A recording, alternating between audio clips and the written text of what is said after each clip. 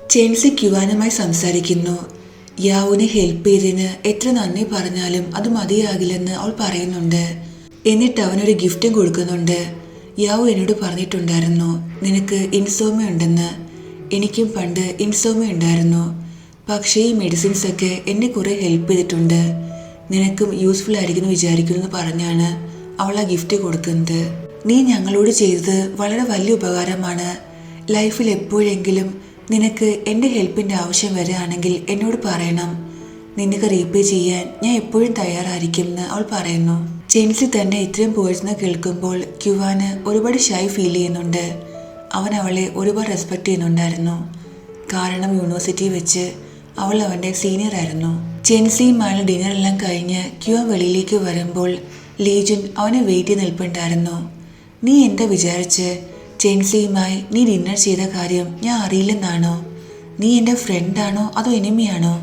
നീ എന്താ ഈ കാര്യം എന്നോട് പറയാതിരുന്നത്? നിങ്ങൾ രണ്ടുപേരും എന്താ സംസാരിച്ചെന്നൊക്കെ അവൻ ചോദിക്കുന്നു. ക്യുവാനാകട്ടെ ലീജുനെ ടീസ് ചെയ്യുന്നുണ്ട്. ഞങ്ങൾ സംസാരിക്കുക മാത്രമല്ല അവൾ എനിക്ക് ദാ ഗിഫ്റ്റും തന്നു എന്ന് അവൻ പറയുന്നു. ലീജുന് വിട്ടുകൊടുക്കാൻ തയ്യാറല്ലായിരുന്നു. ക്യുവാനെ ബ്ലാക്ക്മെയിൽ ചെയ്യുന്നു. നീ എന്താ മിസ്റ്റർ ടെങ്ങിൻ്റെ കാര്യം മറന്നുപോയോ? മിസ്റ്റർ ടെങ്ങിനെ പോലുള്ള വലിയൊരു ക്ലയൻറ്റുമായിട്ടാണ് നീ പ്രശ്നമുണ്ടാക്കിയിട്ട് വന്നത്. അയാളാകട്ടെ ലോയേഴ്സ് അസോസിയേഷനിൽ കംപ്ലൈൻറ്റ് കൊടുത്തിട്ടുണ്ട്. ഈ ഇഷ്യൂസ് എല്ലാം ആരാണ് ഹാൻഡിൽ ചെയ്യേണ്ടത്? ഈ ഇഷ്യൂസ് എല്ലാം എൻ്റെ കയ്യിലാണെന്ന് അവൻ പറയുന്നു. ലാസ്റ്റ് ക്യുവാൻ ലീജനോട് സത്യം പറയുന്നുണ്ട്. മിസ്റ്റർ ടെങ് ഒരു പന്ന മനുഷ്യനായിരുന്നു, ഒരു ക്രീപ്പി പേഴ്സൺ. അയാൾ നിന്റെ ജെൻസിയുടെ സിസ്റ്ററായ ജെൻ യാവുനെ സെക്ഷലി ഹറാസ് ചെയ്യാൻ ശ്രമിച്ചു. സോ ഞാൻ അയാളെ അടിച്ചു. അയാളുമായുള്ള എല്ലാ കോൺട്രാക്റ്റും ക്യാൻസൽ ചെയ്തു എന്ന് അവൻ പറയുന്നു. ഇതറിയുമ്പോൾ ലീജനും ഒരുപാട് ദേഷ്യം വരുന്നു. അയാൾക്ക് എങ്ങനെ ഇതിന് ധൈര്യം വന്നു? ഞാൻ അയാൾക്കെതിരെ കേസ് കൊടുക്കും, അയാളെ ബാങ്ക്രപ്റ്റ് ആക്കുമെന്ന് അവൻ പറയുന്നു. അതിൻ്റെ ഒരു ആവശ്യവുമില്ല. യാവു ഈ ഇൻസിഡൻറ്റ് മറക്കാനാണ് ആഗ്രഹിക്കുന്നത്. നമ്മൾ ഈ പ്രശ്നം വലുതാക്കുകയാണെങ്കിൽ അവൾക്കൊരിക്കലും മറക്കാൻ പറ്റില്ല. അവളുടെ ഇമേജും ഈ പ്രശ്നം കാരണം ഒരുപാട് ടാർണിഷ് ആകുമെന്ന് അവൻ പറയുന്നു. ചേൻസി വീട്ടിലേക്ക് വരുമ്പോൾ അവളെ വെയിറ്റ് ചെയ്ത് ഡോങ്മി നിൽപ്പുണ്ടായിരുന്നു. നീ എന്നും ഇത്രയും ബ്യൂട്ടിഫുൾ ഡ്രസ്സസൊക്കെ ഇട്ട് എവിടെ പോവുകയാണ്? നീ ആരുടെ കൂടെ പോയതാണ്? ആരെ വളയ്ക്കാൻ ശ്രമിക്കാന്നൊക്കെ അവൻ ചോദിക്കുന്നു. അവൻ അവളെക്കുറിച്ച് ഒരുപാട് മോശമായി പറയുന്നുണ്ട്. നീ ഒരു ഡിവോഴ്സിയാണ്. ഡിവോഴ്സി ലേഡീസ് ഔട്ട്ഡേറ്റഡ് ആണ്. ലീജു നിന്റെ പിറകെ നടക്കുന്നത് അവൻ്റെ ഫണ്ടിന് വേണ്ടിയാണ്. ജസ്റ്റ് അവൻ്റെ എൻജോയ്മെൻറ്റിന് വേണ്ടി മാത്രമാണ് നിന്നെ കൊണ്ട് നടക്കുന്നത്. നീ എന്താ വിചാരിക്കുന്നത്? അവൻ നിന്നെ മാരി ചെയ്യുമെന്നാണോ? നിന്നെ യൂസ് ചെയ്ത് ഒരു ടിഷ്യൂ പോലെ നിന്നെ ത്രോ ചെയ്യും. നിനക്ക് ആരെങ്കിലും സ്യൂട്ടബിൾ ആണെങ്കിൽ അത് ഞാൻ മാത്രമാണെന്ന് അവൻ പറയുന്നു. ഡോങ്മിൻ തന്നെ കുറിച്ച് ഇതെല്ലാം പറയുന്നത് കേൾക്കുമ്പോൾ ജെൻസിക്ക് ദേഷ്യം വരുന്നു. അവനീ പറയുന്നതെല്ലാം അവൾ റെക്കോർഡ് ചെയ്യുന്നുണ്ട്. നീ പോയില്ലെങ്കിൽ ഞാൻ പോലീസിനെ കോൾ ചെയ്യുമെന്ന് അവൾ പറയുന്നു. ഡോങ്മിൻ അവളുടെ കയ്യിൽ നിന്ന് ഫോൺ പിടിച്ചു വാങ്ങുന്നുണ്ട്. എന്നിട്ട് വീണ്ടും ഫൈറ്റ് ചെയ്യുന്നു. അതിനുശേഷം അവിടുന്ന് പോകുന്നുണ്ട്. നെക്സ്റ്റ് സീനിൽ യാവു വീട്ടിലേക്ക് തിരിച്ചു വരുമ്പോൾ അവളുടെ റൂമിൻ്റെ ഫ്രണ്ടിൽ ക്യുവാൻ ആ ടോയ് വെച്ചിട്ടുണ്ടായിരുന്നു ഒരു ഗിഫ്റ്റായിട്ട്. ക്യുവാൻ ആ ടോയ് അവൾക്ക് ഗിഫ്റ്റായിട്ട് കൊടുത്തതാണ്. ക്യുവാൻ അവിടെ കണ്ട് അവൾ സർപ്രൈസ് ആകുന്നുണ്ട്. ബോസ് വീണ്ടും ഈ വീട്ടിൽ താമസിക്കാൻ തിരിച്ചു വന്നു. കാരണം അവനെ കണ്ടാൽ ഇന്ന് ആ വീട്ടിൽ കിടന്ന് ഉറങ്ങുന്ന പോലെയാണ്. മീൻസ് അവൻ ധരിച്ചിരിക്കുന്നത് സ്ലീപ്പിംഗ് പൈജാമാസ് ആണ്. ഈ വീട്ടിൽ നിനക്ക് എത്ര അവകാശമുണ്ടോ എനിക്കും അത്രയുണ്ട്. ഞാനും ഈ വീട്ടിലെ ലീഗൽ ടെനന്റ് ആണെന്ന കാര്യം അവൻ അവളെ ഓർമ്മിപ്പിക്കുന്നു. യാവുനാകട്ടെ ഇപ്പോൾ ക്യുവാനോട് ഒരു ദേഷ്യം ഉണ്ടായിരുന്നില്ല. ബോസ്, താങ്കൾ എന്നോട് നേരത്തെ പറയുമായിരുന്നെങ്കിൽ ഞാൻ താങ്കൾക്ക് വേണ്ടി ഫുഡ് ഉണ്ടാക്കുമായിരുന്നു അവൾ പറയുന്നു. നെക്സ്റ്റ് സീനിൽ യാവു തൻ്റെ കൊളീഗ്സിനോട് ബോസ് പറഞ്ഞിട്ടുണ്ടായിരുന്നു നമുക്ക് വേണ്ടി ഒരു ടീം ബിൽഡിംഗ് എക്സസൈസ് വെക്കുന്ന കാര്യം. ബാവർ ഇത് കേട്ട് ഹാപ്പി ആകുന്നു. നിങ്ങൾക്കറിയാമോ ബോസ് എന്തുകൊണ്ടാണ് ഈ എക്സസൈസ് വെക്കുന്നതെന്ന്? ബോസിനെ സംബന്ധിച്ച് ഞാൻ ഒരുപാട് ഇമ്പോർട്ടൻ്റ് ആണ്. ഞാൻ കാരണം നിങ്ങൾക്കും ഈ ഫെസിലിറ്റീസ് എല്ലാം എൻജോയ് ചെയ്യാൻ അവസരം ഉണ്ടാകുന്നു എന്ന് അവൻ പറയുന്നു. അവൻ എപ്പോഴും ഇങ്ങനെ സംസാരിക്കുമായിരുന്നു. അവൻ്റെ ഫ്രണ്ട്സ് എല്ലാം ഇത് എൻജോയ് ചെയ്യുന്നുണ്ട്. ഇങ്ങനെ സംസാരിച്ചുകൊണ്ടിരിക്കുമ്പോൾ യാവുന് ഒരു കാര്യം മനസ്സിലാകുന്നു. കറൻ്റ്ലി അവർ വർക്ക് ചെയ്യുന്ന കേസിൽ ഒപ്പോണന്റ് ലോയർ എന്ന് പറയുന്നത് യാവുൻ്റെ പഴയ ബോസായ മിസ്റ്റർ ഫെങ് ആണ്. ഫസ്റ്റ് എപ്പിസോഡിൽ ക്ലയൻസിൻ്റെ കൂടെ അവളെ ഡ്രിങ്ക് ചെയ്യാൻ കൊണ്ടുപോയ ആ ബോസ് തന്നോട് ചെയ്തതിനൊക്കെ തനിക്ക് റിവെഞ്ച് ചെയ്യാൻ പറ്റിയ അവസരമാണെന്ന് അവൾ മനസ്സിൽ വിചാരിക്കുന്നു. യാവും ബാവരും ആ കേസിൽ നന്നായിട്ട് വർക്ക് ചെയ്യുന്നു. ഡീറ്റെയിൽസ് എല്ലാം അവർ ഡിസ്കസ് ചെയ്യുന്നുണ്ട്. കോർട്ടിലെത്തുമ്പോൾ മിസ്റ്റർ ഫെങ് യാവുനെ കാണുന്നു. അവളെ കണ്ട് അയാൾ സർപ്രൈസ് ആകുന്നുണ്ട്. പക്ഷേ അയാൾ അവൾക്ക് വലിയ വിലയൊന്നും കൊടുക്കുന്നില്ല. കാരണം അയാളുടെ ഒരു സബോർഡിനേറ്റ് ആയിരുന്നല്ലോ അവൾ. സോ അവൾ ഈ കേസ് ജയിക്കുമെന്ന് അയാൾക്കൊരു വിശ്വാസം ഉണ്ടായിരുന്നില്ല. ക്യുവാന്റെ ഗൈഡൻസിൽ യാവോ ഇപ്പോൾ വളരെ നല്ല ലോയറാണ്. അവൾ നന്നായിട്ട് ആ കേസ് വാദിക്കുന്നുണ്ട്. ലാസ്റ്റ് തൻ്റെ എക്സ് ബോസിനെ അവൾ തോൽപ്പിക്കുന്നു. തന്നെ വെറുമൊരു ഷോ പീസാക്കി ക്ലയൻസിന്റെ കൂടെ ഡ്രിങ്ക് ചെയ്യാൻ വേണ്ടി മാത്രം കൊണ്ടുപോയിരുന്ന ആ ബോസിനോട് അവൾ റിവെഞ്ച് ചെയ്യുന്നുണ്ട്. കോർട്ടിൽ നിന്ന് ഇറങ്ങിയ ശേഷം ബാവുര് മിസ്റ്റർ ഫെങ്ങിന്റെ അടുത്ത് വന്ന് അയാളെ ഒരുപാട് കളിയാക്കുന്നുണ്ട്. വളരെ ഹാപ്പിയായി യാവ് കോർട്ടിൽ നിന്ന് തിരിച്ചു വരുമ്പോൾ ക്യുവാൻ അവൾക്ക് മെസ്സേജ് ചെയ്യുന്നു.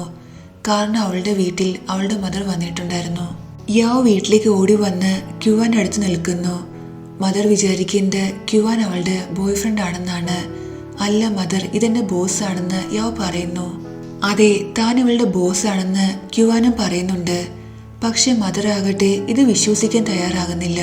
ഇവൻ എന്റെ ബോസ് ആണെങ്കിൽ ഇത്രയും ചെറിയ വീട്ടിൽ ഒരു എംപ്ലോയിയുടെ കൂടെ താമസിക്കേണ്ട എന്താവശ്യമാണുള്ളത്? ഇനി ഇവൻ നിന്റെ ബോയ് ഫ്രണ്ട് അല്ലെങ്കിൽ നിന്റെ കൂടെ ഒരേ വീട്ടിൽ താമസിക്കുന്നത് അപ്രോപ്രിയേറ്റ് അല്ല. എത്രയും പെട്ടെന്ന് ഇവനെ വീട്ടിൽ നിന്ന് പുറത്താക്കാൻ മദർ പറയുന്നുണ്ട്. ലാസ്റ്റ് യാവ് മദറിനോട്, മദർ ഉദ്ദേശിച്ച ശരിയാണ്, ഇത് എൻ്റെ ബോയ് ഫ്രണ്ടാണ്, ഞാൻ മദറിനോട് പറയണമെന്ന് വിചാരിച്ചാണ്, സോറി എന്നൊക്കെ അവൾ പറയുന്നു. ക്യുവാനാകട്ടെ ഇവൾ എന്തായി പറയുന്ന രീതിയിൽ അവളെ നോക്കുന്നു. പ്ലീസ് ബോസ്, ഇപ്പോൾ ഒന്നും പറയരുത്. തന്നോട് കോപ്പറേറ്റ് ചെയ്യാൻ റിക്വസ്റ്റ് ചെയ്യുന്ന രീതിയിൽ അവൾ അവനോട് സിഗ്നൽ കാണിക്കുന്നു.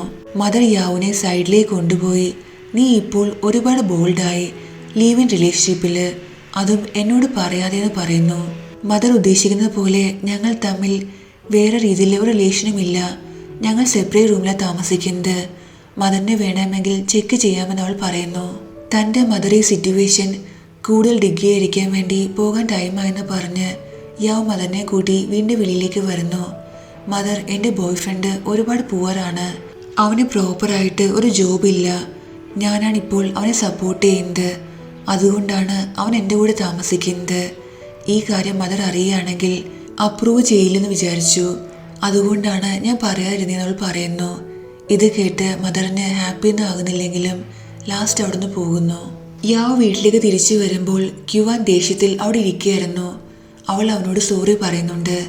സോറി ബോസ്, താങ്കളുടെ പെർമിഷൻ ഇല്ലാതെ ഞാൻ മദറിനോട് ഇങ്ങനെയൊക്കെ പറഞ്ഞു. പക്ഷെ താങ്കൾക്ക് എനിക്ക് വേണ്ടി കുറച്ചു നേരം മദറിൻ്റെ ഫ്രണ്ടിൽ എൻ്റെ ബോയ് ഫ്രണ്ടെ ആക്ട് ചെയ്യാൻ പറ്റുമെന്ന് അവൾ ചോദിക്കുന്നു. താങ്കൾ റിച്ച് ആണെന്ന് മദർ അറിയുകയാണെങ്കിൽ എന്നോട് ഉടനെ താങ്കളെ മാരി ചെയ്യാൻ പറയും. എനിക്കൊരു സമാധാനം തരില്ല. എനിക്ക് പ്രോപ്പറായിട്ട് വർക്ക് ചെയ്യാനും പറ്റില്ല. അതുകൊണ്ട് ഞാൻ അങ്ങനെയൊക്കെ പറഞ്ഞത്. താങ്കൾ പൂവറാണെന്നും എൻ്റെ ചിലവിലാണ് താമസിക്കുന്നതൊക്കെ. നെക്സ്റ്റ് സീനിൽ ക്യുവാൻ ഒരു ക്ലയൻറ്റുമായി മീറ്റിങ്ങിന് പോയിരിക്കുകയാണ്. അവൻ യാവിനെ മെസ്സേജ് ചെയ്ത് ഒരു പ്ലേസിലേക്ക് വരാൻ പറയുന്നു. യാവ് ഇത് കണ്ട് ഹാപ്പിയാകുന്നു. അവൾ പോകാനായി ഇറങ്ങുമ്പോൾ അവൾക്ക് ടിങ് ടിങ്ങിൻ്റെ കോൾ വരുന്നു. അവൾ ഒരുപാട് കരയുന്നുണ്ടായിരുന്നു. തന്നെ മീറ്റ് ചെയ്യാൻ എമർജൻസി ആയിട്ട് വിളിക്കുന്നു. യാവു ടെൻഷനായി ഉടനെ തന്നെ ടിങ് ടിങ്ങിനെ കാണാൻ വരുന്നു. ടിങ് ടിങ് ഒരുപാട് കരയുന്നുണ്ടായിരുന്നു. തൻ്റെ ഹസ്ബൻഡുമായിട്ട് അവൾ ഫൈറ്റ് ചെയ്തിട്ടുണ്ടായിരുന്നു. തൻ്റെ ഹസ്ബൻഡ് തന്നെ ചീറ്റ് ചെയ്യുന്ന അവൾക്ക് സംശയമുണ്ട്. ടിങ് ടിങ് ഒരുപാട് സ്ട്രെസ്സിലായിരുന്നു. നീ ഇപ്പോൾ പ്രഗ്നൻ്റ് ആണ്. ഇത്രയും സ്ട്രെസ്സും ടെൻഷനും എടുക്കരുത്. ഇത് നിനക്കും ബേബിക്കും നല്ലതല്ല. സോ കാമാകാൻ അവൾ പറയുന്നുണ്ട്. അതേസമയം ക്യുവാൻ ആകട്ടെ യാവുനെ വെയിറ്റ് ചെയ്ത് റെസ്റ്റോറൻറ്റിൽ ഇരിക്കുകയായിരുന്നു. അവൻ ഫുഡും ഓൾറെഡി ഓർഡർ ചെയ്തിട്ടുണ്ടായിരുന്നു, അതും ഡബിൾ. സോ എല്ലാം അവന് കഴിക്കേണ്ടി വരുന്നു. യാവു വീട്ടിൽ വരുമ്പോൾ ക്യുവാൻ നല്ല ദേഷ്യത്തിലായിരുന്നു. പക്ഷേ യാവ് വരാത്തതിൽ തനിക്കൊരു കെയറുമില്ലാത്ത പോലെയാണ് അവൻ ആക്ട് ചെയ്യുന്നത്. അവൾ സോറി പറയുമ്പോൾ ഞാൻ നിന്നെ വെയിറ്റ് ഒന്നും ചെയ്തില്ലെന്ന് അവൻ പറയുന്നുണ്ട്. എല്ലാ കാര്യങ്ങളും അവൾ അവനോട് പറയുന്നു. ടിങ് ടിങ്ങിൻ്റെ പ്രശ്നങ്ങളും അവൾ എന്തുകൊണ്ടാണ് വരാത്തതെന്നൊക്കെ. കാര്യം അറിയുമ്പോൾ ക്യുവാൻ കുറച്ച് ശാന്തനാകുന്നു. ശരി, ഞാൻ നിന്നോട് ക്ഷമിക്കാം. പക്ഷെ പകരമായി നീ എൻ്റെ കൂടെ മസാജിന് വരാൻ അവൻ പറയുന്നു. എന്നിട്ട് അവളെയും കൂട്ടി മസാജ് സെൻറ്ററിൽ പോകുന്നുണ്ട്. ക്യുവാൻ്റെ മസാജ് ആകട്ടെ വളരെ റിലാക്സിങ് ആണ്. പക്ഷെ യാവുന് ഒരുപാട് പെയിൻഫുള്ളായിട്ട് ഫീൽ ചെയ്യുന്നു. മസാജ് എല്ലാം കഴിഞ്ഞ് അവർ വെളിയിലേക്ക് വരുമ്പോൾ യാവുൻ്റെ പേരൻസിനെ അവർ അവിടെ വെച്ച് കാണുന്നു. യാവുൻ്റെ മദർ ഡാഡിനോട്, ഇതാണ് ഞാൻ പറഞ്ഞ നിങ്ങളുടെ മകൾ ഡേറ്റ് ചെയ്യുന്ന ഒരു ജോലിയുമില്ലാത്ത പയ്യൻ. മദർ ക്യുവാനെ ടോണ്ട് ചെയ്തുകൊണ്ട്, നീ എൻ്റെ ഇവൻ്റെ എല്ലാ ചിലവും പേ ചെയ്യാൻ പോവുകയാണോ? ഈവൻ മസാജിൻ്റെ പോലും എന്ന് ചോദിക്കുന്നു.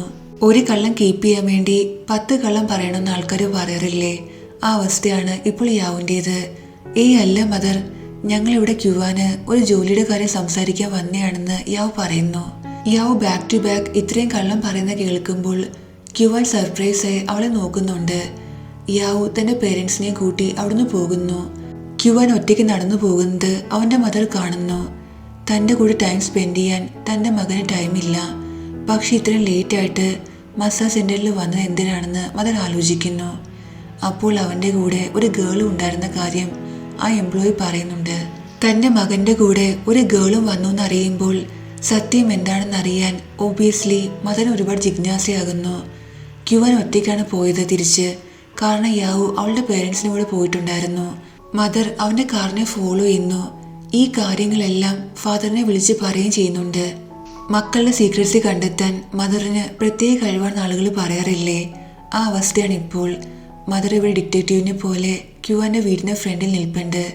എന്താണെന്ന് അറിയാൻ വേണ്ടി അവിടെ നടക്കുന്നത്. അവന്റെ കൂടെ ആ വീട്ടിൽ ഒരു ഗേളും ജീവിക്കുന്ന കാര്യം മദർ അറിയുന്നു. തന്റെ മകൻ ഒരുപാട് ചേഞ്ചായി.